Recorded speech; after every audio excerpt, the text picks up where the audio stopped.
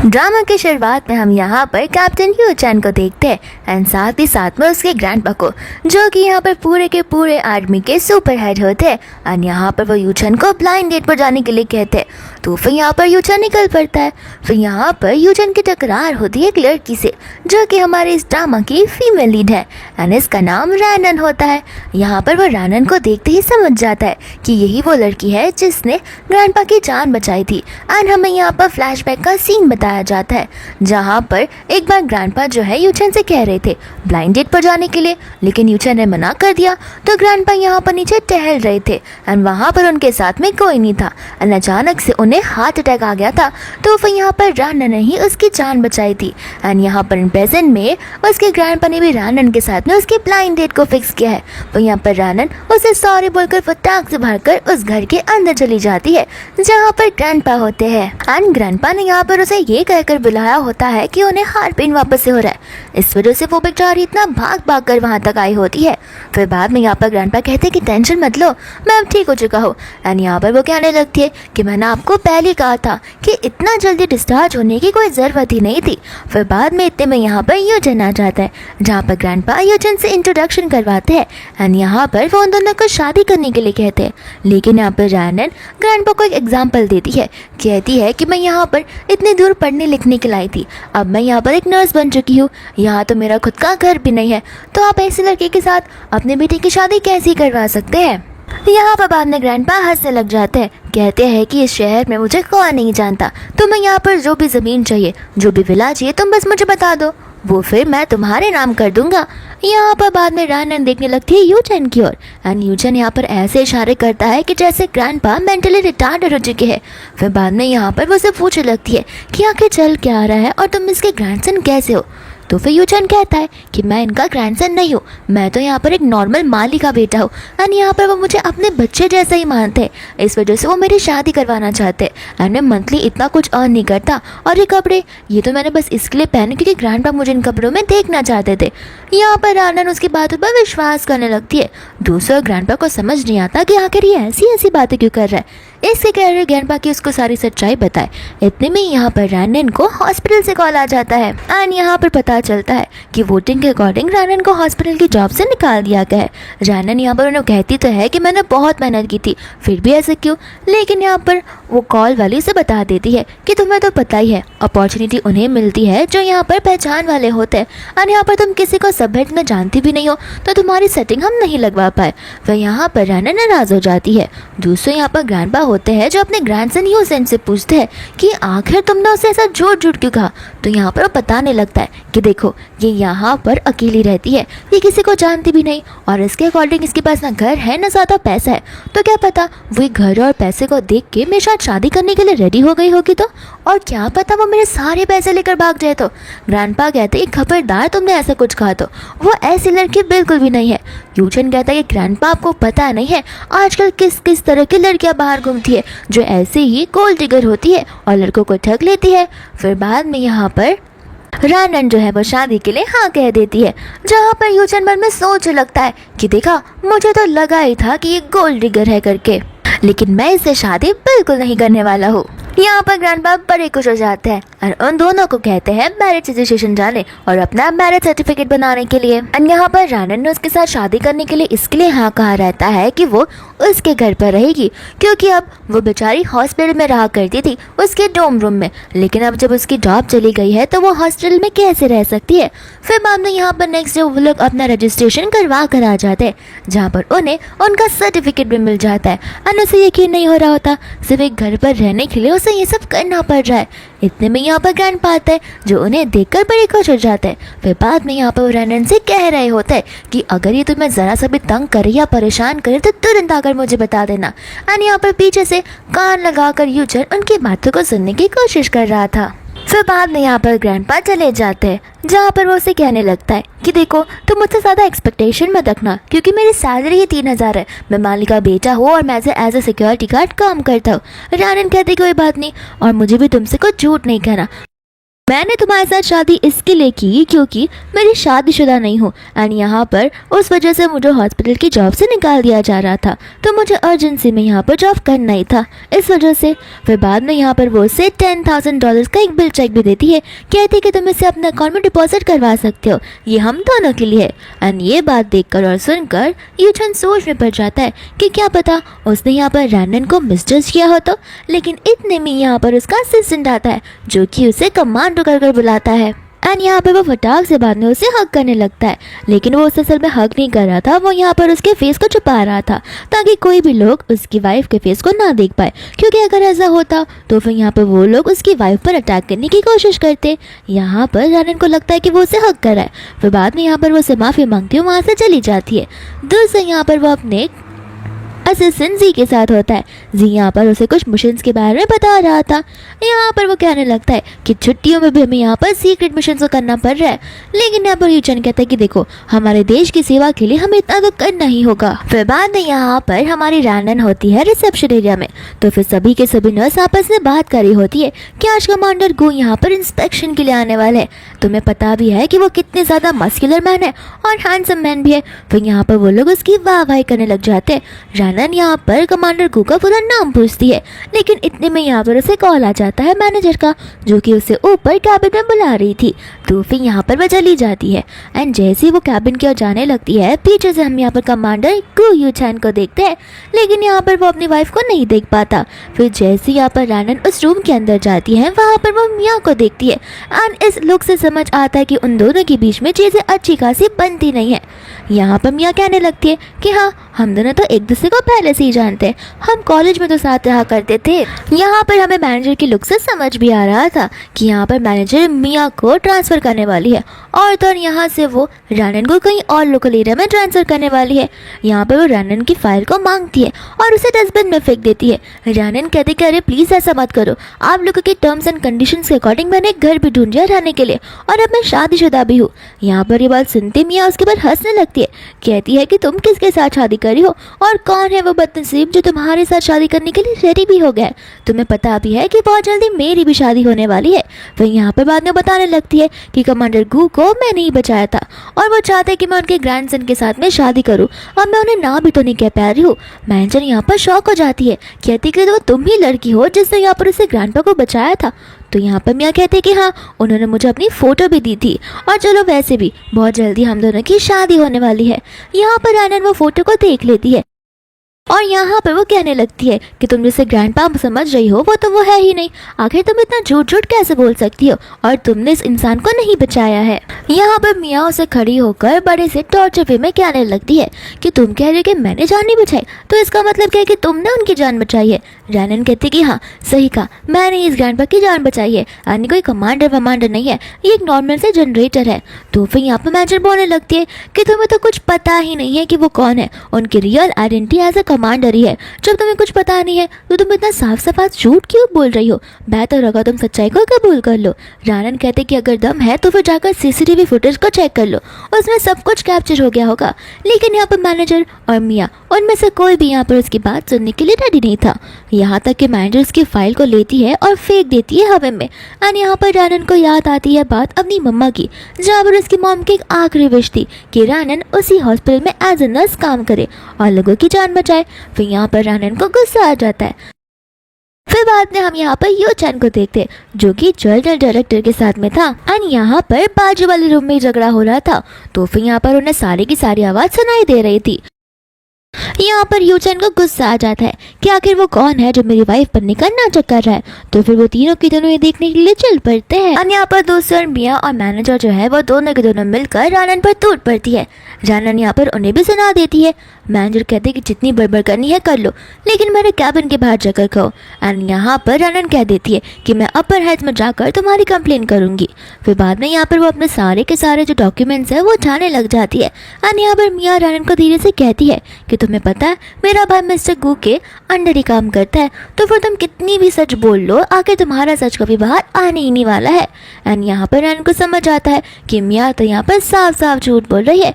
फिर बाद में यहाँ पर रानन गुस्से में उसे सुना देती है, जहाँ पर मैनेजर रानन को सुनाना शुरू कर देती है और वो दोनों के दोनों यहाँ पर रानन को धक्के मार रही थी।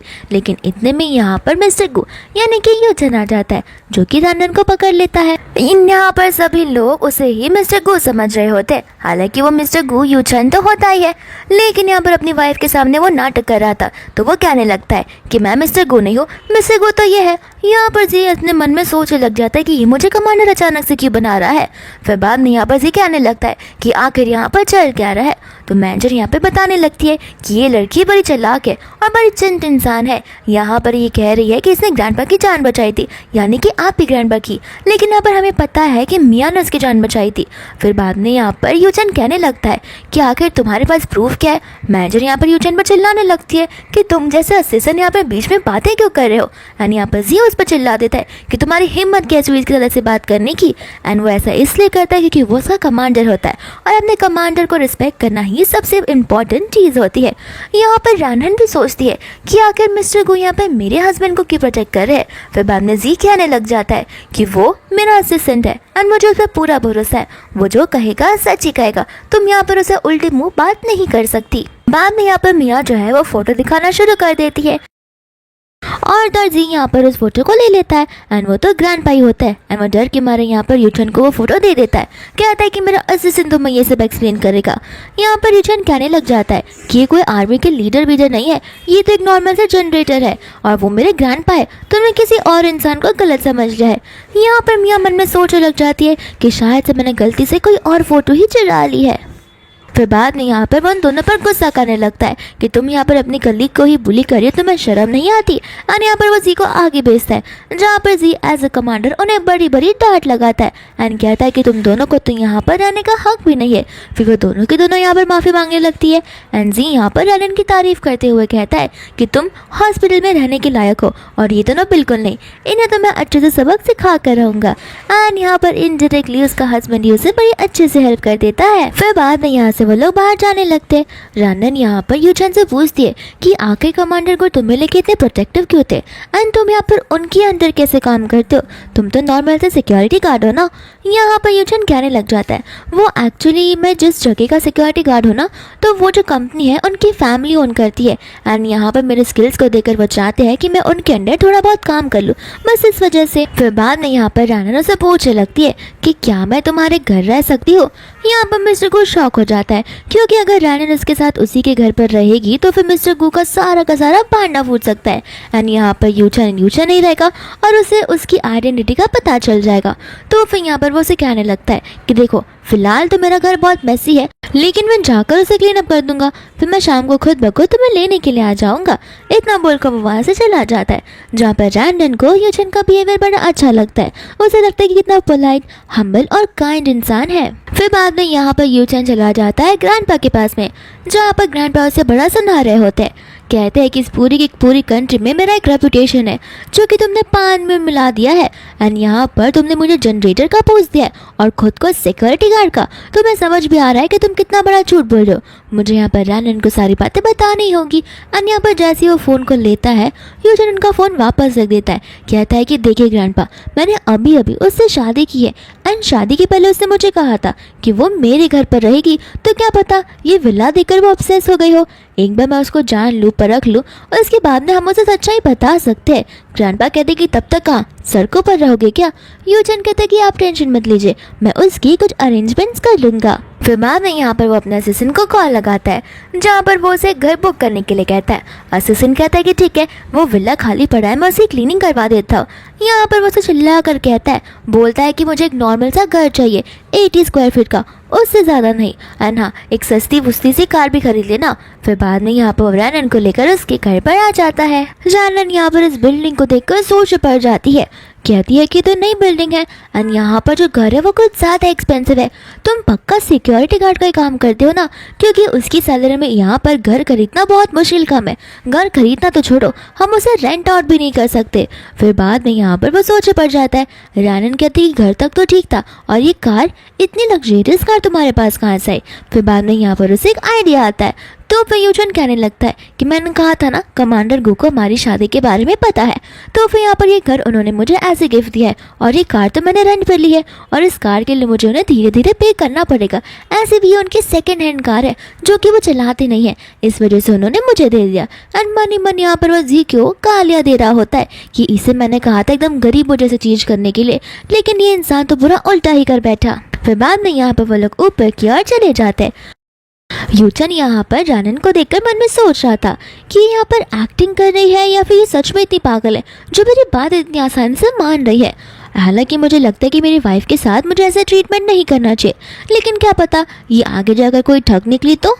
फिर यहाँ पर जैसे ही वो लोग घर के अंदर आते हैं, रानन तो पूरे के पूरे घर को देखकर एकदम सरप्राइज हो जाती है क्योंकि वो बहुत बड़ा घर होता है। यूचन मन में सोच रहा था कि मेरे लिए तो ये घर बहुत ही छोटा है, न जाने यहाँ का बाथरूम कितना छोटा सा होगा, लेकिन यहाँ पर रानन को ये घर बड़ा मस्त लगता है और बहुत ज़्यादा स्पेशियस भी। फिर बाद में यहाँ पर रानन बड़ी थॉटफुल होती है। वो सोचती है कि ये इतनी सारी अरेंजमेंट्स कर रहा है तो शायद से मुझे भी यहाँ पर अपना पॉसिबिलिटी योगदान देना चाहिए। तो फिर यहाँ पर वो कुछ पैसे जमा करती है एंड उसे देने लग जाती है, लेकिन यहाँ पर वो उसे टॉवल में देकर अपना मुंह मोड़ लेती है और शर्माने लग जाती है। तो फिर यहाँ पर वो उसे कहने लगता है कि ये सब क्या कर रही हो तुम। रानन कहते हैं कि वो एक्चुअली तुमने ये सब कुछ किया तो मैंने सोचा कि क्यों ना मैं थोड़ा तो तुम्हें दे ही सकती हूँ, और रही बात मेरे जॉब की तो धीरे धीरे मेरी सैलरी बढ़ जाएगी एंड जैसे मेरी सैलरी में इंक्रीमेंट आएगा वहाँ पर मैं इस घर को भी इक्वल कॉन्ट्रीब्यूशन दूंगी। यहाँ पर बाद में मन में सोच लग जाता है कि आखिर ये सचमुच नाटक कर रही है या फिर क्या पता ये सचमुच यहाँ पर एक इंटरेस्टिंग लड़की है जो कि बहुत भोली भाली सी है और ये ऐसी बाकी लड़कियों जैसी नहीं है। यहाँ पर रानन से पैसे दे रही होती है जहाँ पर उसका हाथ गलती से टॉवल पर लग जाता है एंड टॉवल यहाँ पर खुलकर नीचे गिर जाता है जहाँ पर दोनों के दोनों शॉक हो जाते हैं। फिर रानन उसकी टॉवल लेने में मदद करती है और तो यहाँ पर वो उसके ऊपर फिसल कर गिर जाती है।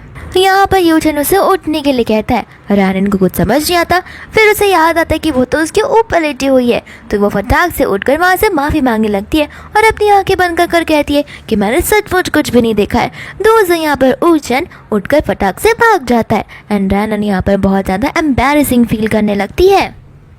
फिर इसके बाद में यहाँ पर वो चेंज कर आ जाता है जहाँ पर उन दोनों के बीच में बहुत वियर्ड से ऑकवर्डनेस होती है एंड रानन यहाँ पर कुछ और ही टॉपिक के बारे में बात करने लग जाती है कि घर कितना खाली खाली सा लग रहा है। फिर यहाँ पर उसे उस फोटोग्राफ का याद आता है तो अपने बैग में से फोटोग्राफ निकाल कर वॉल पर हैंग कर देती है एंड यहाँ पर यूचन को यकीन नहीं हो रहा था कि उसकी सचमुच शादी हो गई है, लेकिन जैसे यहाँ पर उस चेयर से उतरने वाली थी वो गिरने वाली थी एंड यूचन यहाँ पर उसे एक बार फिर से पकड़ लेता है जहाँ पर उनकी क्लोजनेस बहुत ज़्यादा हो जाती है एंड एक बार फिर से उन दोनों के बीच में ऑकवर्डनेस आ जाता है एंड इस बार यूचन यहाँ पर वियर्ड बातें करना शुरू कर देता है ताकि ऐसा न लगे कि उनके बीच में फिलहाल कुछ अजीब सा चीज़ें हुआ है।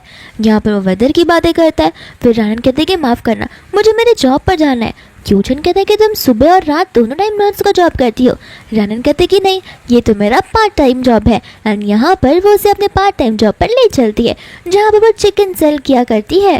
यहाँ पर तो यूचन उसी कटिंग स्किल्स को देखकर मन ही मन में डरने लग जाता है एंड सोचता है कि मैं इतना बड़ा फाइटर कमांडो हूँ तो फिर यहाँ पर मैं इस लड़की से क्यों डर रहा हूँ। यहाँ पर वो उसे कहने लगती है कि शायद से तुम्हें भी भूख लग रही होगी।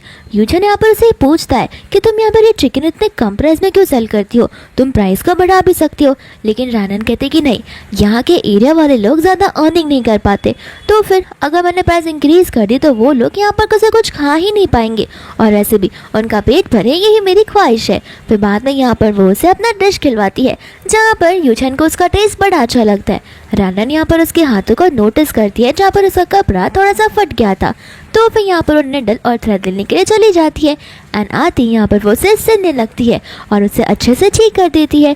यूचन यहाँ पर उसे पूछने लग जाता है कि आखिर तुम्हें हर एक चीज़ें कैसे आती है। रानन कहती है कि अगर बहुत यंग एज में तुम्हारे मॉम डैड इस दुनिया में ना रहे तो तुम्हें खुद के ऊपर ही डिपेंडेंट होना पड़ता है। यूचन यहाँ पर टॉपिक चेंज कर कहने लगता है कि आओ मैं तुम्हारी मदद करता हूँ और यहाँ पर वो उसकी हेल्प करने लगता है।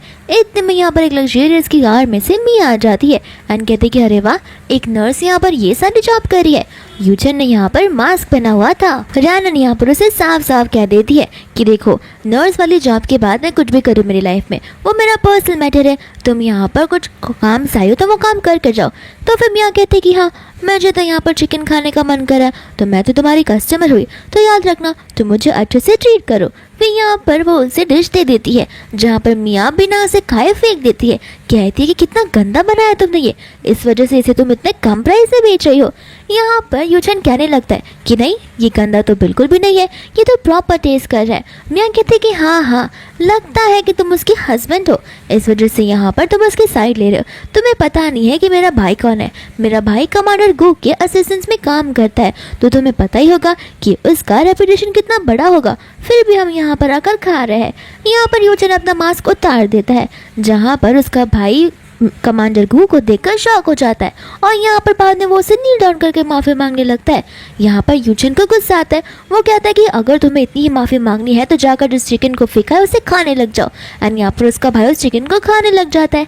रैनन यहाँ पर उसे कहने लगती है कि अगर आपको चिकन खाना है तो मैं आपको दूसरा दे देती हूँ, वो पड़े हुए चिकन को तो इस तरीके से मत खाइए। यहाँ पर उसकी बहन उसे रोकने लगती है और गुस्से में आकर वो उसे थप्पड़ मार देता है। कहता है कि मैंने तुम्हें सारी की सारी चीज़ें देकर पूरा स्पॉइल कर दिया है, तुम्हें तमीज़ ही नहीं है कि अपनों से कैसे बात की जाती है, लगता है तुम्हें मुझे सबक सिखाना ही पड़ेगा।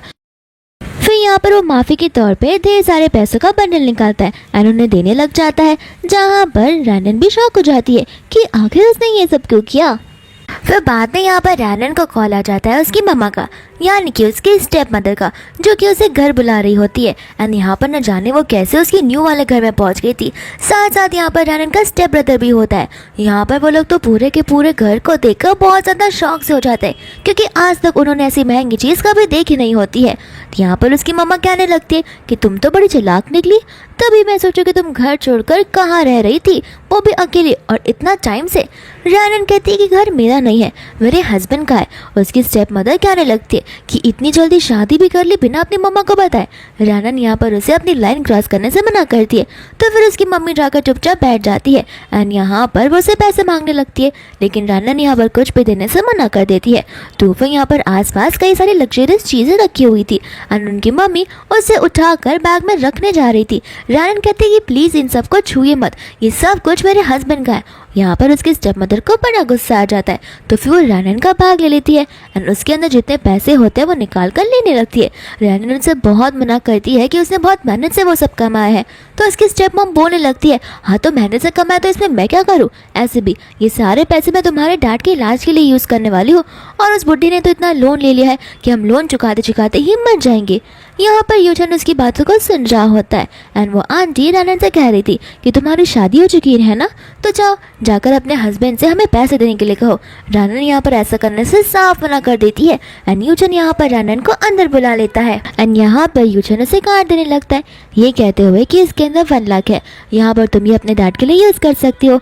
रैनन यहाँ पर वो पैसे लेने से साफ साफ मना कर देती है एंड यूचन को समझ आ रहा होता है कि ये नाटक नहीं कर रही है, ये बहुत ही सिंसियर और प्योर हार्टेड लड़की है। फिर बाद में उसे कहते हैं कि देखो ऐसे भी तुम्हारा फैमिली मैटर है और तुम्हारा फैमिली मैटर मेरा फैमिली मैटर है, तो तुम पैसों को रख सकती हो। रैनन यहाँ पर वो कार्ड को ले लेती है और उससे माफ़ी मांगती है, लेकिन कहती है कि सारे के सारे पैसे मैं तुम्हें ज़रूर लौटा कर रहूँगी।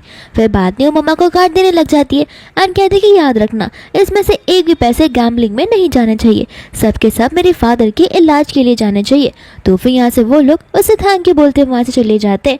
यहाँ पर रैनन का स्टेप ब्रदर अपनी मम्मा से कहता है कि आपको नहीं लगता हम जो ये कर रहे वो गलत कर रहे, शायद से उसके पास भी इतने पैसे नहीं है। आंटी यहाँ पर कहने लगती है कि देखा नहीं कितने बड़े घर में रहती है और कितनी महंगी महंगी चीज़ वहाँ पर है, और तुम कहते हो कि उसके पास पैसे नहीं है। अगर नहीं भी होते तो मुझे पता है कि उस लड़की से पैसे कैसे निकलवाने हैं, और ऐसे भी मैं सब तुम्हारे लिए तो कर रही हूँ, तुम बस पैसों के मज़े लो। फिर बाद में यहाँ पर रैनन हॉस्पिटल में होती है, जहाँ पर उसे दूसरे हॉस्पिटल से कॉल आ जाता है एंड उसे बहुत ही बड़ा सदमा लग जाता है, क्योंकि उसे आज उसके डैड की मरने की खबर मिलती है। रैनन को यहाँ पर समझ नहीं आ रहा होता कि उसने पैसे तो भिजवा दिए थे टाइम से, तो फिर यहाँ पर उसके डैड का इलाज क्यों नहीं हो पाया। एंड यहाँ पर डॉक्टर बताने लगते हैं कि नहीं तो हमें तो आपकी यहाँ से कोई पैसे मिले ही नहीं है, हम तो पैसों की डिमांड कई टाइम से कर रहे, तब जाकर हम ऑपरेशन को आगे बढ़ाएंगे, लेकिन यहाँ पर तो आपके डैड को कोई देखने तक नहीं आया। यहाँ पर तो उसे हम उसकी स्टेप मदर को देखते हैं जो कि उन पैसों से गैम्बलिंग कर रही होती है। इतने में यहाँ पर रैनन आकर उन सभी का गैम्बलिंग वाला शोर खत्म कर देती है एंड सब कुछ डिस्ट्रॉय करने लगती है। साथ ही साथ वो अपनी मम्मा के हाथ में एक जेड का ब्रेसलेट भी देखती है और उसे समझ आने लग जाता है कि सारे पैसे आखिर गए कहाँ पर है। यहाँ पर वो अपनी मम्मा पर बहुत चिल्लाती है, लेकिन उसकी मम्मा जो है कहने लगती है कि क्या करती मैं उस बुढ़े को जिंदा रखकर, ऐसे भी इतना बूढ़ा हो गया था वो। और रही बात बीमार होने की, तो आजकल हर कोई बीमार होता और मरता रहता है। अब ऐसे भी वो जॉब नहीं करता था, तो उसके भरोसे मैं क्या ही करती। अच्छा था कि वो इस दुनिया से चला गया। रानन यहाँ पर उस पर बहुत चिल्लाती है, तो फिर यहाँ पर वो आंटी सीधा उसकी इमोशनल चीज़ों पर अटैक करने लगती है कि लगता है तुम्हारी मम्मा ने भी तुम्हें वही सिखाया, अच्छा हुआ कि तुम्हारे डैड तुम्हारी मम्मा के पास में चले गए। रानन को गुस्सा आ जाता है एंड यहाँ पर वो आंटी को बड़े जोर से थप्पड़ मार देती है। आंटी की जो फ्रेंड्स होती है वो सभी लोग शॉक हो जाती है कि ये तो इसकी बेटी है, लेकिन वो उसके साथ ऐसा क्यों कर रही है। यहाँ पर वो आंटी बाद में रानन को लेकर झूठी झूठी कहानियां बनाने लगती है। फिर वापस से रानन उन्हें मार देती है, लेकिन इतने टाइम में उसका बेटा वहाँ पर आ जाता है, जहाँ पर वो रानन को पकड़ लेता है और वो आंटी यहाँ पर रानन को थप्पड़ मारना शुरू कर देती है। फिर बाद में यहाँ पर वो आंटी कहने लगती है कि अब से जैसा मैं बोलूँगी वैसा ही तुम करोगी, तुम्हें जाकर कमांडर गू के असिस्टेंट से शादी करनी पड़ेगी। तुम्हें पता है अगर तुम उससे शादी कर लोगे कि तो तुम्हारे पास कितने पैसे आएंगे। यहाँ पर उसका बेटा बोलने लगता है, लेकिन ये तो पहले से ही शादीशुदा है, हम इसकी दूसरी शादी कैसे करवा सकते हैं। आंटी बोलती कि टेंशन मत लो, इसके पति को क्या ही प्रॉब्लम होगी, इसका पति तो एक नॉर्मल सा सिक्योरिटी गार्ड है, वो यहाँ पर कमांडर गू के असिस्टेंट का कुछ बिगाड़ ही नहीं सकता। और यहाँ पर जबरदस्ती वो लोग रानन को कुछ पिला देते हैं, जहाँ पर रानन को वो ज़्यादा सा डिजीनेस सा होने लगता है। लेकिन इतने में यहाँ पर मिस्टर गू यूचैन सभी लोगों के साथ आ जाता है एंड यहाँ पर वो उसके भाई को बड़ा पीटता है एंड बाद में यहाँ से वो रानन को उठाकर वहाँ से ले जाता है। यहाँ पर जैसे वो उसे घर लेकर आता है, रानन यहाँ पर उसे किस करने लग जाती है। मिस्टर गू यानी कि यूचन पहले उसे किस तो करता है, लेकिन बाद में वो उसे अपने आप से दूर हटा देता है, क्योंकि उसे समझ आता है कि फिलहाल वो अपने सेंसेस में नहीं है एंड यहाँ पर उसे ऐसा लगना नहीं चाहिए कि उसने उसका फ़ायदा उठाया। तो बाद में यहाँ पर वो उसे कुशन पर लटाकर उसे कंफर्ट करने लगता है एंड यहाँ पर उसे रानन की सिंसियरिटी अच्छे से समझ आ रही होती है कि वो जैसा रानन के बारे में सोच रहा था वो वैसी लड़की बिल्कुल भी नहीं है। फिर इसके बाद में यहाँ पर रानन की नींद खुलती है, जहाँ पर यूचन उसके लिए पानी लेकर आता है। फिर बाद में यहाँ पर रानन उसे थैंक यू बोलने लगती है एंड कहती कि अच्छा हुआ कल रात को कुछ हुआ ही नहीं। तब जाकर यहाँ पर यूचन को याद आता है कि रानन ने तो उसे किस किया था एंड लगता है कि यहाँ पर रानन को रात की बात कुछ भी याद नहीं है, तो फिर यहाँ पर वो उसे कुछ याद दिलाता भी नहीं है। रानन यहाँ पर कहने लगती है कि उस दिन जो स्टॉल पर हुआ तुम्हें नहीं लगता कि उस वजह से हम मुसीबत में आ सकते हैं एंड कमांडर को तुम्हें उस सिक्योरिटी के जॉब से निकाल सकते हैं। यूचन कहने लगता है कि वो मुझे क्यों जॉब से निकालेंगे, उल्टा वहाँ पर उन्होंने मिया को उसकी डॉक्टर वाली पोजीशन से छीन लिया था एंड कमांडर गू कोई ऐसे वैसे इंसान नहीं है जो यहाँ पर अपनी फैमिली रिलेशंस को देखकर कुछ काम करे, वो बड़े ही ऑनेस्ट इंसान है, उन्होंने सच्चाई का साथ दिया। यहाँ पर भी रानन बड़ी खुश हो जाती है ये सोचते हुए कि उन दोनों की जॉब एकदम सिक्योर है। फिर इसके बाद में यहाँ पर मिस्टर गू यानी कि यूचन चला जाता है रानन की हॉस्पिटल में। यहाँ पर रानन उसे पूछने लगती है कि तुम यहाँ पर क्या कर रहे हो। यूचन कहने लगता है कि मैं तो बस यहाँ पर इंस्पेक्शन के लिए आया हुआ था। फिर बाद में रानन यहाँ पर उसे कल के लिए वापस से थैंक यू कहने लगती है। यूचन कहता है कि अगर तुम्हें मुझे थैंक यू बोलना ही है तो क्यों ना तुम मुझे एक मील ट्रीट करो। रानन कहते हैं कि ठीक है।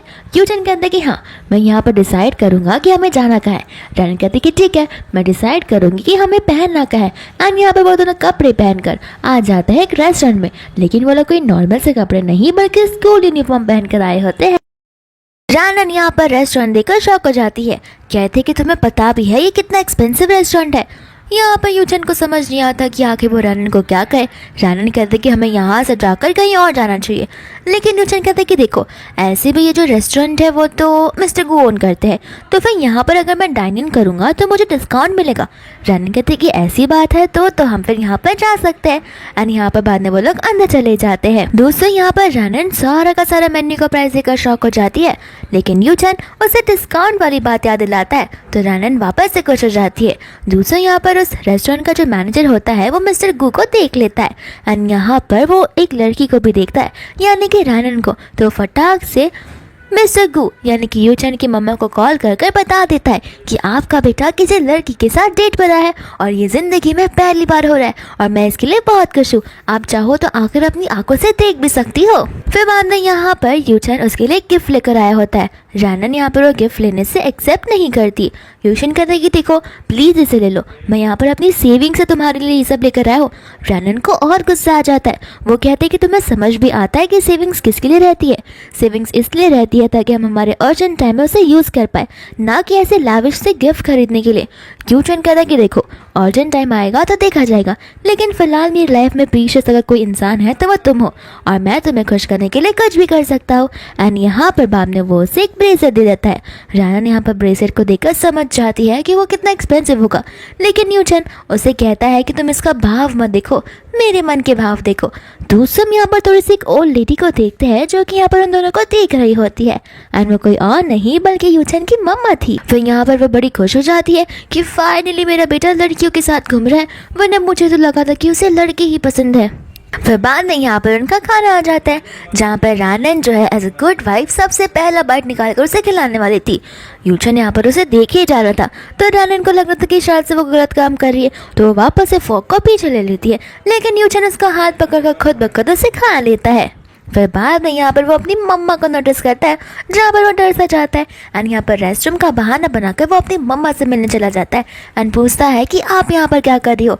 तो वो कहने लगती है कि मैं आज यहाँ पर वो चीज़ देखने आई हूँ जो दुनिया में कभी भी पॉसिबल नहीं है, एंड मुझे यकीन नहीं हो रहा कि तुम यहाँ पर अपनी गर्लफ्रेंड के साथ आए हो। यूशन कहते हैं कि वो मेरी गर्लफ्रेंड नहीं है। तो फिर उसकी मॉम यहाँ पर सैड हो जाती है, कहती है कि गर्लफ्रेंड नहीं है, लगता है नॉर्मल सी फ्रेंड होगी। यूशन कहते हैं कि नहीं वो मेरी वाइफ है, और उसकी मम्मा यहाँ पर और भी खुश हो जाती है। बाद में यहाँ पर यूशन उसे सारी की सारी स्टोरी बताने लगता है। यहाँ पर वो आंटी कहते हैं कि रुको मैं अभी जाकर उसे मिलती हूँ, एंड एज ए गिफ्ट ये रेस्टोरेंट उसके नाम कर देती हूँ। यूशन कहते हैं कि मेरी बात तो सुन लो, उसे हमारी आइडेंटिटी के बारे में अभी तक कुछ पता नहीं है, और मैं उसे बहुत जल्दी बताने का सोच रहा हूँ, तब आप जाकर उसे कह सकती हो, लेकिन फिलहाल हम कोई भी चीज़ रिवील नहीं कर सकते। फिर बाद में यहाँ पर रैनन को मिल जाती है शीन, जो कि उसी स्कूल में हुआ करती थी, एंड यहाँ पर शीन उसे देखकर यहाँ पर उसका मजाक उड़ाने लगती है कि मैंने सुना है कि तुमने यहाँ पर सिक्योरिटी गार्ड के साथ में शादी कर ली है, और तुम यहाँ पर बड़े से रेस्टोरेंट में कैसे आ गए खाना खाने के लिए। यहाँ पर रैनन उसे सुनाना शुरू कर देती है। तो फिर यहाँ पर वो उसके हाथों में ब्रेसलेट देखती है, एंड शीन उस ब्रेसलेट को तोड़कर नीचे फेंक देती है।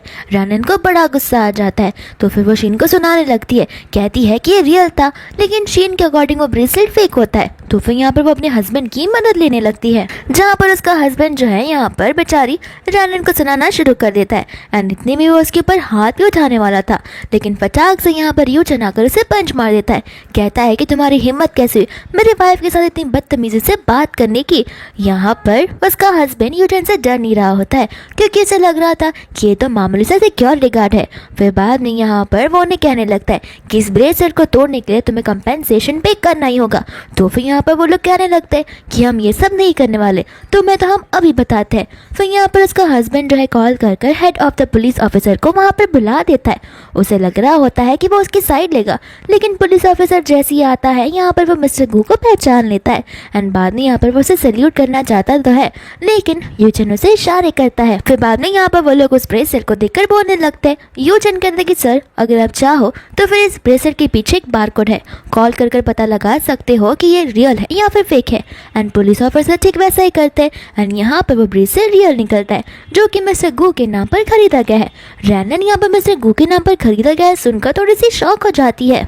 फिर बाद में यहाँ पे वो दोनों के दोनों यानी कि शीन और उसका हस्बैंड डरने लग जाते हैं, एंड पुलिस उन्हें अपने साथ ले जाती है। रैनन यहाँ पर गुस्से में मिस्टर गू को देख रही होती है, एंड यहाँ पर मिस्टर गू यानी कि यूशन कंफ्यूज था कि मैंने इसे इतना अच्छा गिफ्ट दिया, लेकिन यहाँ पर ये मुझे ऐसे देख क्यों रही है। एंड यहाँ पर रैनन उसे पूछती है कि मुझे कभी नहीं पता था कि तुम चोरी कर सकोगे, ये जो ब्रेसलेट है वो तो मिस्टर गू के नाम पर है, तो फिर यहाँ पर तुमने मुझे ये क्यों कहा कि ये ब्रेसलेट तुमने खरीदा है करके। इतने में यहाँ पर यूशन की मम्मा आ जाती है, जो कि रैनन को अपनी डॉटर इन लॉ कहने लगती है। बाद में यहाँ पर वो उसके हाथों में ब्रेसलेट को नोटिस करती है, एंड कहने लगती है कि ओह ये ब्रेसलेट, ये मुझे याद है, ये ब्रेसलेट तो यहाँ पर इसने तुम्हारे ले लिया था, एंड मुझे तो लग रहा था कि किसी गर्लफ्रेंड के लिए ले रहा है, लेकिन मुझे पता नहीं था कि तुम दोनों की शादी हो गई है। तब जाकर यहाँ पर रैनन को थोड़ा बहुत तो समझ में आने लगता है। उसकी मम्मा को यहाँ पर लगने लगता है कि रैनन को कुछ तो शक जा रहा है, तो उसे पूछती है। रैनन कहती है लेकिन ये ब्रेसलेट तो गो के नाम से फाइल हुआ है, गो फैमिली के नाम से। तो फिर यहाँ पर उसकी मम्मा कहते कि हाँ तो मेरा पूरा नाम तो गो शीशा है, तो फिर ऑफकोर्स ही बात है कि मेरे नाम पर ये चीज़ खरीदी गई है। एंड रनन को यहाँ पर बड़ा बुरा लगता है अपने हस्बैंड पर एलिगेशंस लगाने के लिए। तो फिर यहाँ पर वो उससे माफ़ी मांगने लगती है। आंटी कहते कि जाने दो, ऐसे भी तुम्हें इसे सुना रहे हैं तो सुनाओ, मानना है तो मारो, तुम्हारा हस्बैंड है, तुम जो चाहो उसके साथ कर सकती हो एज अ वाइफ, और ये बात तुम्हारी तो मैं तुम्हें अपने घर पर इन्वाइट करना चाहूँगी। एंड यहाँ पर वो उससे ज़रूर हाँ कहती है। फिर बाद में यहाँ पर यूचन अपनी मम्मा को लेकर साइड में जाता है, कहता है कि आखिर आपने रनन को यहाँ पर घर पर क्यों इन्वाइट किया। उसकी मम्मा यहाँ पर उसे कहने लगती है कि सबसे पहले जाओ और अपनी आइडेंटिटी को मेरी बहू के सामने रिवील कर दो, आखिर तुम कब तक उसे ऐसे रखने वाले हो। और रही बात उसे घर पर इन्वाइट करने की, तो वो मेरी बेटी है, मैं जब चाहे तब उसे अपने घर पर बुला सकती हूँ। यहाँ पर यूचन कहता है कि हाँ हाँ बुला लो, जब वो इतने बड़े घर पर आएगी तो सोच में पड़ जाएगी कि इतने गरीब इंसानों के पास में इतने बड़े बड़े विला कहाँ से आ रहे हैं। उसकी मॉम कहती है कि ठीक है, मैं उसे तभी बुलाऊंगी जब यहाँ पर तुम उसे सारी सच्चाई बता दोगे तो। एंड बाद में यहाँ पर वो मान जाता है। फिर बाद में यहाँ पर वो दोनों के दोनों घर पर होते हैं, जहाँ पर यूचन उसे उसकी फैमिली के बारे में पूछ रहा था। एंड यहाँ पर रनर बहुत इमोशनल हो जाती है और अपनी मम्मा की डेथ के बारे में बताती है कि उन्हें कैंसर था। इसके बाद में यहाँ पर उसके डैड ने सेकंड शादी कर ली थी, जहाँ पर उसकी जो मम्मा थी यानी कि स्टेप मम्मा और उसका स्टेप ब्रदर कभी भी उसके साथ अच्छे से बिहेव नहीं करते थे। और हालांकि एज अ मैन हमेशा घर पर एक मैन की बातें चलती है, लेकिन मेरी स्टेप मॉम बहुत अकड़ू थी और बहुत ज़्यादा झगड़ा करने वाली थी, इस वजह से मेरे डैड को उनकी बातें सुननी ही पड़ती थी। एंड यहाँ पर तो अब मेरे डैड भी नहीं रहे मेरा साइड लेने के लिए। फिर बाद में यहाँ पर यूचन उसे पीछे से हक करता है एंड बोलता है कि कोई बात नहीं, मैं हो ना, मैं लाइफ टाइम तो मैं यहाँ पर प्रोटेक्ट करूँगा। फिर यहाँ पर उन दोनों की क्लोजनेस बढ़ जाती है, ऐसा लग रहा था कि जैसे वो दोनों किस करने वाले हैं, लेकिन उन्हें समझ आता है कि वो लोग आखिर में क्या कर रहे हैं। एंड बाद में वो दोनों शर्माना शुरू करने लगते हैं। फिर बाद में यहाँ पर रनन को उसकी मदर इन लॉ का कॉल आ जाता है, जो उसे कहने लगती है कि फिलहाल तो मैं तुम्हें घर पर इनवाइट नहीं कर सकती, लेकिन मैंने तुम्हारे लिए बहुत सारे सरप्राइजेस प्लान किए और तुम्हें कुछ टेंशन लेने की ज़रूरत नहीं है। फिर बाद में यहाँ पर जब वो लोग बात कर रहे होते हैं तो फिर उसकी मम्मा उसे बताने लगती है कि तुम्हें पता है ना कि मैं तुमसे क्या कह रही हूँ, लेकिन यहाँ पर रानन को तो कुछ समझ ही नहीं आता। इसके बाद में कॉल कट हो जाता है, जहाँ पर रानन उसे बताने लग जाती है कि तुम्हें पता है मुझे ऐसे लोग बिल्कुल पसंद नहीं जो मुझे क्यूरियोसिटी में डाल देते हैं, और तो और ख़ास करके वो लोग जो मुझसे झूठ बोलते हैं। इतना बोलकर वहाँ से चली जाती है, जहाँ पर बेचारा यूचन तो अब घबरा ही जाता है कि आखिर उसके दिमाग में ये आइडिया कहाँ से आया कि उसे रानन को अपनी आइडेंटिटी को लेकर झूठ बोलना पड़ेगा। अब यहाँ पर वो दंग रह जाता है ये सोचते हुए कि आखिर वो कैसे उसे अपनी आइडेंटिटी के बारे में बताएगा। और साथ साथ वो ये भी सोच रहा होता है कि आखिर मेरी मम्मा ने कौन सा सरप्राइज़ प्लान किया होता। फिर बाद में यहाँ पर हम उसकी मम्मा को और ग्रैंडपा को देखते हैं, जहाँ पर वो लोग एक छोटे से घर में शिफ्ट हो गए थे। उन्हें ये घर छोटा सा लग रहा था, लेकिन रानन को ये घर कोई पैलेस से बड़ा नहीं लग सकता, क्योंकि उसके लिए छोटा सा स्पेस ही बहुत बड़ी जगह होती है। फिर बाद में यहाँ पर उसकी मम्मा ग्रैंडपापा गुस्सा करने लगती है कि आखिर आपने अपने ग्रैंडसन को क्या सिखा के रखा है, वो अपनी वाइफ से झूठ बोलने जा रहा है। ग्रैंडपा कहते हैं कि मैं तो नहीं चाहता था कि वो उसे झूठ बोले, मैंने उसे समझाने की कोशिश की, लेकिन वो इंसान है कि मेरी बात सुनने के लिए रेडी नहीं है। अब मुझे समझ नहीं आ रहा कि आखिर वो उसकी आइडेंटिटी को कब रिवील करेगा। आंटी बताने लगती है कि किस तरीके से मुझे उसकी मदद करनी पड़ी थी। इतने में यहाँ पर रानन आ जाती है, जो कि उन सभी के लिए गिफ्ट लाई होती है। यहाँ पर यूचन कहते कि तुमने शायद मेरे लिए भी गिफ्ट लिया होगा। रानन कहते कि हाँ।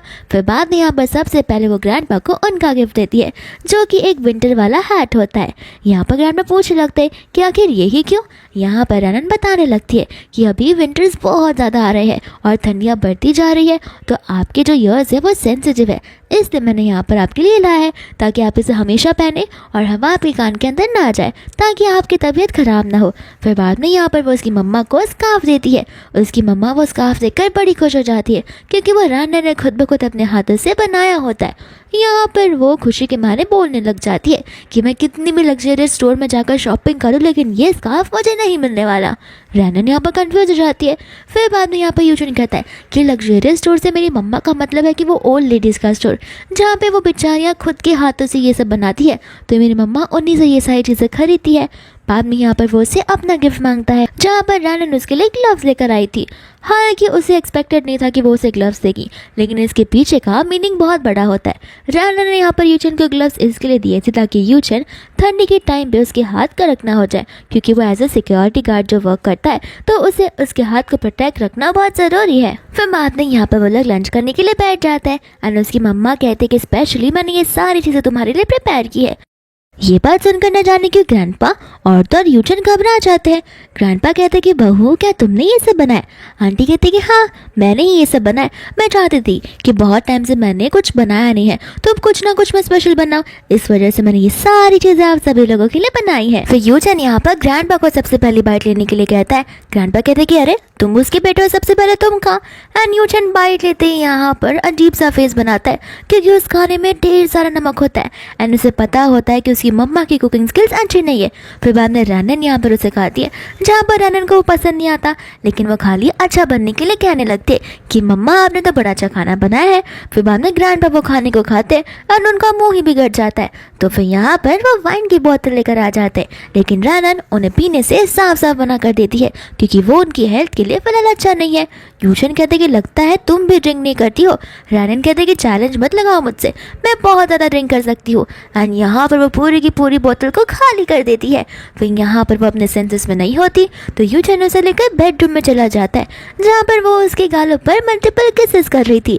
एंड यूचन नर्वस हो जाता है तो वो उसे वहाँ रेस्ट करने के लिए कहकर छोड़कर चला जाता है, लेकिन रैनन उसे रोकने लगती है, कहती है कि थैंक यू इस तरीके से मेरा ध्यान रखने के लिए। तो यूचन उसे लेकर सुलाने लगता है एंड यहाँ पर रैनन को उसकी मम्मा की याद आती है, जहाँ पर वो रोने लग जाती है। फिर यूचन उसे लोरी गाते हुए कंफर्ट करता है, जहाँ पर रैनन सो जाती है एंड सुबह उठते ही यहाँ पर रैनन का सर दुखने लगता है। यहाँ पर उसे बाद में धीरे धीरे कर रात रात को क्या हुआ था वो सारी बातें याद आने लगती है, जहाँ पर उसे समझ नहीं आ रहा होता कि आखिर अब वो यूचन को कैसे फेस करेगी और उसे बहुत एम्बैरेसिंग भी फील हो रहा होता है। फिर यहाँ पर वो ऐसे सोचने लगती है कि क्यों ना मैं उससे मिलूँ और ऐसा एक्ट करूँ कि जैसे कुछ हुआ ही ना हो। फिर उसे लगेगा कि मैं भूल गई हूँ एंड वो मुझे याद थोड़ा दिलाएगा। इसके बाद में यूचन आ जाता है, जहाँ पर आते ही वो उसे कहने लगता है कि मुझे पता है तुम्हें सब कुछ याद होगा क्योंकि तुम यहाँ पर कहे जा रही थी कि मैं कोई भी बात नशे के चक्कर में भूलती नहीं हूँ। और यहाँ पर रैनन ब्लश करने लग जाती है। फिर बाद में यहाँ पर रैनन होती है अपने हॉस्पिटल में, जहाँ पर एक नर्स आकर रोने लग जाती है कि वैंग ने मेरे से ज़बरदस्ती करने की कोशिश की। तो फिर वो चली जाती है वैंग को सबक सिखाने के लिए, लेकिन यहाँ पर वैंग बातों से मान ही नहीं रहा था। वो रैनन को भी यहाँ पर छेड़ना शुरू कर देता है। फिर बाद में यहाँ पर आ जाती है मिया और न जाने मिया को कैसे इस हॉस्पिटल में एंट्री मिल जाती है। फिर मिया यहाँ पर सारे का सारा इंजाम जो है रैनन पर लगाती है एंड यहाँ पर बहुत बड़ा ड्रामा क्रिएट हो जाता है, जहाँ पर हॉस्पिटल के डिटेक्टिव्स एंड सभी लोग आ जाते हैं, साथ साथ यूचन भी। एंड यहाँ पर मिया कहने लगती है कि इसका हस्बैंड तो नॉर्मल सा एक बस बॉडीगार्ड है, आखिर ये क्या ही कर लेगा। दूसरा यहाँ पर डायरेक्टर्स जब यूचन को देखते हैं तो वो शॉक हो जाते हैं एंड यूचन यहाँ पर उसे इशारे करने लगता है। वैंग को अपने पैसों का बहुत ज़्यादा ही घमंड था, लेकिन यहाँ पर हॉस्पिटल वालों को पता होता है कि उन्हें किसे सबसे ज़्यादा वैल्यू देना चाहिए। तो फिर यहाँ पर वो लोग सिक्योरिटी गार्ड को बुलाकर वैंग को वहाँ से निकाल देते हैं। फिर बाद में यहाँ से वो लोग रास्ते पर वॉक करते हुए जा रहे थे, जहाँ पर उन दोनों के बीच में बहुत ऑकवर्ड सा साइलेंस होता है, क्योंकि यहाँ पर रैनन को समझ नहीं आ रहा होता कि आखिर वो यूचन से क्या कहे। फिर यहाँ पर यूचन ही खुद उसे वहाँ पर कह देता है कि मैं नहीं चाहता कि हम दोनों अब कपल्स है। रैनन को यहाँ पर समझ नहीं आता, उसे ये लग रहा होता है कि शायद से वो उसे डिवोर्स की बात करने वाला है, लेकिन बात तो कुछ और ही थी। यूचन यहाँ पर उसे कहने लगता है कि मुझे लगता है कि हम कपल से भी और ज़्यादा एक अच्छे पार्टनर्स बन सकते हैं, एक अच्छे हस्बैंड एंड वाइफ बन सकते हैं प्रॉपर अरेंजमेंट की शादी करने के बाद में। और रही बात तुम्हारी, तो तुम्हें लेकर मैं पूरा का पूरा श्योर हूँ, तुम्हारी काइंडनेस, तुम्हारा प्योर हार्ट और तुम इतनी भोली जो हो। मुझे पहले लगता था कि शायद से तुम यहाँ पर बहुत स्मार्ट गर्ल रहोगी और बाकी लड़कियों की तरह होगी, लेकिन तुम्हारे इस पर्सनालिटी को देखकर मैं पूरा श्योर हूँ कि तुम ही वो लड़की हो जिसके साथ मुझे मेरी लाइफ स्पेंड करनी है। यहाँ पर वो मन में सोच रहा होता है कि सारी सच्चाई बता दे, लेकिन उसे डर लग रहा था क्योंकि आज ही उसने अपनी फीलिंग को कन्फेस किया और क्या पता रैनन गुस्से में आकर रिश्ता तोड़ दे। तो फिर यहाँ पर उन दोनों की क्लोजनेस बढ़ती है ना। यहाँ पर वो लोग किस करने वाले थे कि इतने में यहाँ पर उसका असिस्टेंट आ जाता है, जो कि उसे कमांडर गू कर कहता है, लेकिन वो उसकी वाइफ को देखकर नाम चेंज कर देता है एंड कहता है कि मेरा मतलब ये है कि कमांडर गू ने आपको एक इंपॉर्टेंट मिशन पर चलने के लिए कहा है। फिर यहाँ से वो चला जाता है। एंड दोस्तों यहाँ पर रानन को हॉस्पिटल से कॉल आ जाता है, जहाँ पे उसे इमरजेंसी में किसी प्लेस पर पहुंचना होता है, क्योंकि वहाँ पर टेररिस्ट अटैक हुआ था एंड यहाँ पर कई सारे लोग जो है वो घायल हो चुके थे। फिर बाद में यहाँ पर हमें पता चलता है कि यूचन भी सिम वही जगह पे जा रहा है जहाँ पे टेररिस्ट ने अटैक कर दिया है एंड यहाँ पर उसका असिस्टेंट उसे सारी बातें समझाने लग जाता है। फिर बाद में यहाँ पर वो लोग उस लोकेशन में पहुंच जाते हैं, लेकिन उन्हें ये पक्का श्योर होता है कि वो लोग अंदर नहीं जा सकते। यहाँ पर अंदर से धमकी आई हुई थी कि अगर कोई भी कमांडो, पुलिस ऑफिसर या कोई भी एनिमी वाला लोग अंदर आने की कोशिश करेंगे तो फिर यहाँ पर जितने भी लोग हैं उन सबको बम से उड़ा दिया जाएगा। इस वजह से यहाँ पर वो लोग कोई एक्शंस नहीं ले पा रहे थे। दूसरा यहाँ पर रानन आ जाती है घायल लोगों की जान बचाने के लिए अपनी हॉस्पिटल की तरफ से, लेकिन यहाँ पर उसे अंदर जाने से मना कर दिया जाता है। फिर बाद में यहाँ पर उन दोनों में एक डील होती है कि खाली 2 ही डॉक्टर्स अंदर आ सकते हैं, उसके अलावा कोई भी अंदर नहीं आ सकता। तो फिर यहाँ पर रानन और यूचन फेक डॉक्टर बनकर अंदर चले जाते हैं, लेकिन यहाँ पर वो जो गुंडा होता है वो सीधा रानन को अपने पास बुलाता है एंड पास बुलाते यहाँ पर वो उसे गले पर चाकू रख देता है, क्योंकि उसे यूचन पर ऑलरेडी शक चला गया था। बाद में यहाँ पर वो जो टेररिस्ट जो है वो बड़ी चालाकी से रानन के पूरे ऊपर बम लगा देता है, यानी कि उसे सूट पहना देता है जिसके अंदर बम फिरता। और यहाँ पर वो उसे कहने लगता है कि अब तुम इस लड़की को कैसे बचाओगे एंड मुझे पता है कि तुम यहाँ पर कमांडो हो। यहाँ पर यूचन कहने लगता है कि मैं एक नॉर्मल सा डॉक्टर हूँ। फिर बाद में यहाँ पर वो टेररिस्ट रानन को फेंक देता है एंड यूचन क्या चला जाता है ये कहते हुए कि मैं देखना चाहता हूँ कि आखिर तुम रियल में डॉक्टर हो या फिर नहीं। एंड यहाँ पर वो अपने आप को राइट प्रूव करने के लिए उस टेररिस्ट के साथ में फाइट नहीं करता, जहाँ पर उसे चाकू लग जाती है।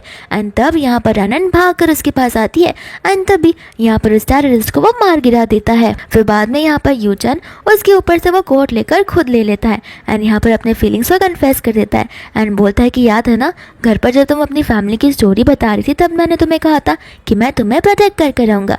बाद में यहाँ पर वो उसे किस करता है और वहाँ सीधा भाग जाता है उस सूट को लेके बहुत ज़्यादा दूर, ताकि वो बॉम्ब यहाँ पर मॉल में ना फुट पाए।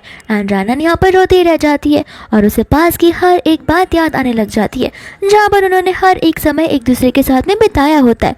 लेकिन फिर हम यहाँ पर देखते हैं यूचन को, जो कि हल्का सा घायल था लेकिन अब वो वापस आ चुका था। एंड बाद में यहाँ पर वो हॉस्पिटल में होता है जहाँ पर रानन उसके लिए बहुत घबरा गई थी। वो उसे कहने लगती है कि क्यों ना तुम अपना करियर स्विच कर लो तो। एंड यहाँ पर वो थोड़ा सा नर्वस हो जाता है क्योंकि उसे पता होता है कि रानन के अकॉर्डिंग वो नॉर्मल सा सिक्योरिटी गार्ड है, लेकिन उसे पता नहीं होता कि वो कैप्टन कमांडो की लिस्ट में आता है। इतने में यहाँ से रानन चली जाती है जहाँ पर उसे कॉल आने लगता है एक लॉयर का, जो उसे बताने लगती है कि अपने डैड ने मरने से पहले यहाँ पर कुछ घर आपके नाम पर करवाए थे आपके इनहेरिटेंस पे। हम यहाँ पर रानन ये सारी बातें जानकर बहुत खुश हो जाती है, लेकिन खुशी के साथ साथ मुसीबतें भी तो आती है। तो फिर यहाँ पर उसकी स्टेप मॉम और स्टेप ब्रदर आ जाते हैं वसूली करने के लिए एंड यहाँ पर वो लोग हॉस्पिटल में आकर तमाशा खड़ा करना शुरू कर देते हैं। रानन कहती कि जो ड्रामा करना है करो, लेकिन ये घर मेरे डैड मुझे देकर गए तो मैं ये घर तुम्हें नहीं देने वाली हूँ, क्योंकि ऑलरेडी तुम्हारे मेरे डैड को बड़े लॉस में डाल दिया है। यहाँ पर आंटी चिल्ला कर कहने लगती है कि हमने तुम्हारे डैड को लॉस में डाला है, तुम्हारे डैड के सारे खर्चे हम उठाते आ रहे हैं। रानन कहती कि बस भी करो, मेरे डैड ने लोन लिए थे उस वजह से तुम खर्चे उठा पा रहे थे और तुम्हारे पास तो खुद के पैसे थे भी नहीं। यहाँ पर आंटी उस गुंडे को बुला लेती है, कहते कि अब मैं देखना चाहती हूँ कि तुम पैसे कैसे नहीं लौटाती हो। एंड यहाँ पर वो गुंडा रानन से कहता है कि देखो मैं सीधे सीधे पेपर्स मांगना चाहता हूँ तो सिंपली दे दो, वरना मुझे दूसरा मेथड यूज़ करना पड़ेगा। रानन बाद में यहाँ पर उसे लॉ की पट्टी पढ़ाना शुरू कर देती है, लेकिन वो ठहरा अनपढ़ गवार गुंडा उसे कहाँ कुछ समझेगा। तो फिर यहाँ पर वो रानन के साथ में ज़बरदस्ती करना शुरू कर देता है, जहाँ पर रानन चिल्लाने लगती है। इतने में यहाँ पर यूचन आ जाता है, जो आते ही उसे पंच मार देता है और रानन को लेकर जाने लगता है, लेकिन वो गुंडा उन्हें रोकने लगता है। यहाँ पर यूचन उसे फोन करता है कि देखो मेरे दिमाग में मत छोड़ो, वरना मैं तुम्हारा पूरा का पूरा केस खराब कर सकता हूँ। लेकिन वो गुंडा कहता है कि तुम जैसा मामूली सिक्योरिटी गार्ड मुझे सिखाएगा कि मुझे क्या करना है, अभी के अभी यहाँ पर खड़े रहो, मेरी परमिशन के बिना कोई यहाँ से हिल भी नहीं सकता। तुम्हें पता नहीं है कि मैं कौन से गैंग का मेंबर हूँ, अगर मेरे चेलों को पता चला ना कि तुम मेरे साथ बदतमीजी कर रहे हो तो तुम्हारा केस मेरे चेले पूरा का पूरा खत्म कर देंगे। यूचन को यहाँ पर गुस्सा गुस्सा आ जाता है। बाद में यहाँ पर वो उसे अपना नाम बताता है एंड ये नाम सुनकर तो रानन भी शॉक हो जाती है एंड पीछे से कई सारे कमांडर्स आते हैं जो कि उस गुंडे को पकड़ लेते हैं एंड उसे as a commando go you chain press करते हैं एंड तब जाकर यहाँ पर रानन के सामने उसकी आइडेंटिटी रिवील हो जाती है। साथ साथ उसकी स्टेप मदर और स्टेप ब्रदर नीचे नील डाउन कर उनसे माफ़ी मांगने लगते हैं।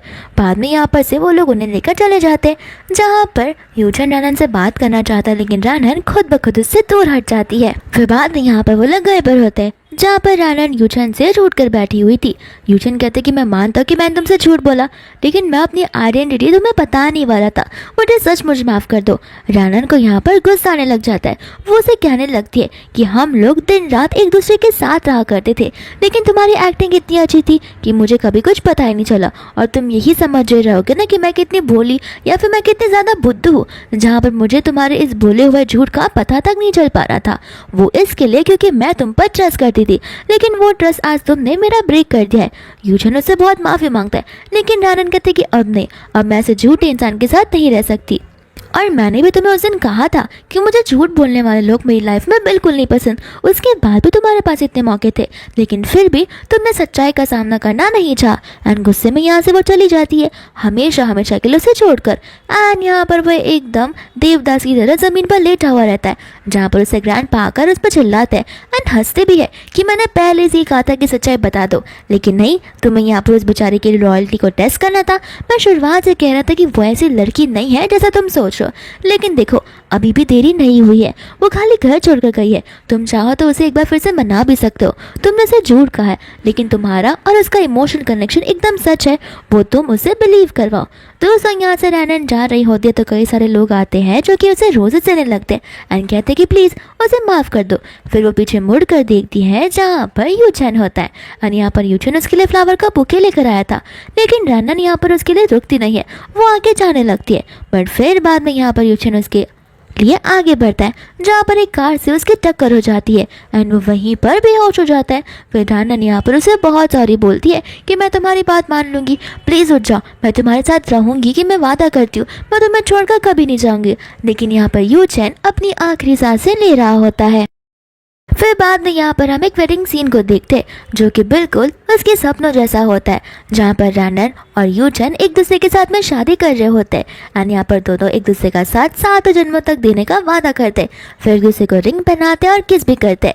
लेकिन आप सोच रहे होंगे कि ये सपना होगा, नहीं, ये तो एक हकीकत होती है, यानी कि रियल लाइफ में उनकी शादी हो गई थी।